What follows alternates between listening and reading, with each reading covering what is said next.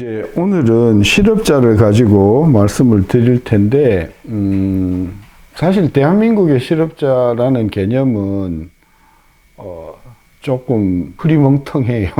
조금 설명을 드리면, 실업자는 누구냐? 취업을 안 한 사람이에요. 그럼 취업은 누가 했냐? 취업은 일주일에 1시간 이상을 일하면 취업했다고 보는 거예요. 그럼 실업자는 뭐죠? 일주일에 1시간도 일하지 않은 사람을 실업자로 본다는 거죠. 굉장히 실업자의 개념이 좁죠.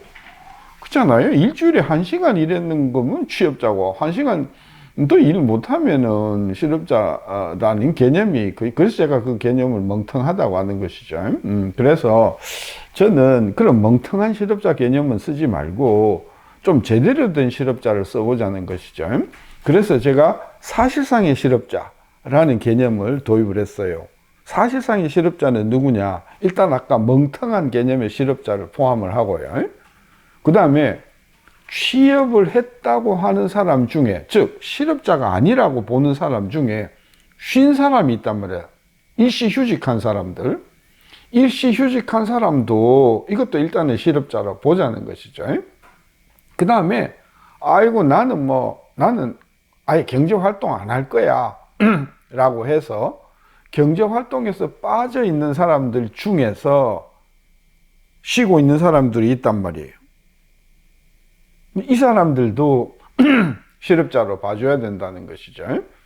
저는 그래서 사실상의 실업자를 그 종전의 실업자에다가 취업자로 간주가 되는 사람, 즉 실업자가 아니다라고 간주되는 사람 중에서 일시적으로 휴직하고 있는 사람에다가 아예 경제활동을 안 하는 사람이야. 이 사람은 그냥 제쳐뒀어. 근데 그 안에 들여다보니까, 그죠? 사실상에 이 사람은 일을 찾다가 안 되니까 포기하고 비경제활동으로 이렇게 분류되는 이 세 부류의 사람들을 우리가 다 같이 봐줘야 된다는 것이죠. 그래서 이 세 부류의 합계를 가지고 저는 사실상의 실업자라고 제가 정의를 한 거예요. 그 조사를 해봤더니 노무현 정부 4년 동안에 사실상의 실업자는 4년 동안에 75만 1000명이 늘었어요. 이명박 정부 때는 42만 9천 명이 늘었고요. 그 다음에 박근혜 정부 4년 동안에는 32만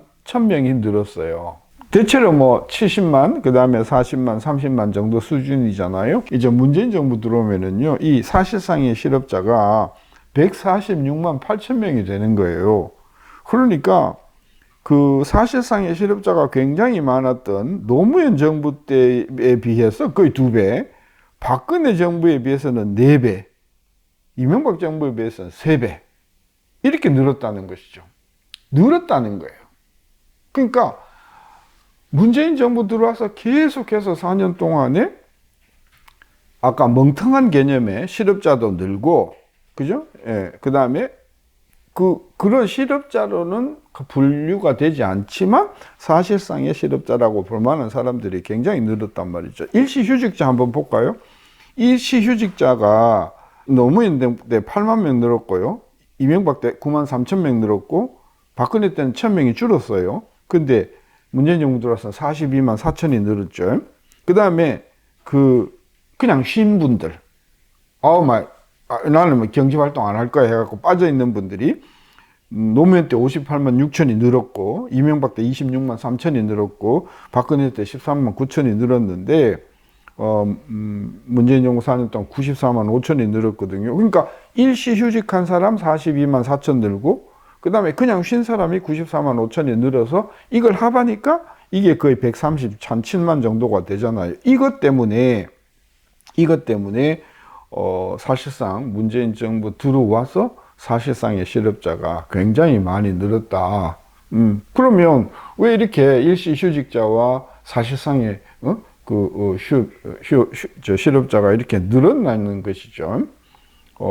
이것은 우리가 아까도 이야기했지만 전반적인 일자리 상황이 문재인 정부 때 굉장히 안 좋았다는 것하고 이게 맥을 같이 하는 것 아니겠어요? 예를 들면 아까 최저임금의 급격한 상승이나 그다음에 뭐 50, 20만과 같이 작업장을 계속해서 쪼는 이런 것들이나 또는 노조의 활동을 이렇게 적극 추천하면서 정상적인 기업 활동을 점점 옥죄는 이런 것들이 총체적으로 일자리 상황을 굉장히 어렵게 만들었다. 그런 관점에서 그 일자리에 관련된 이 문재인 정부의 4년 동안의 정책은 하나도 제대로 성공한 것이 없고, 내부적으로 들어가 보면 볼수록 다른 정부보다도 훨씬 더 열악한 결과를 가져왔다는 사실을 우리가 파악할 수 있는 것이죠. 이 부분에 대한 근본적인 저는 변화가 있어야만 일자리와 소득이 같이 증가할 수 있다. 그런 생각을 금할 수가 없는 것이죠.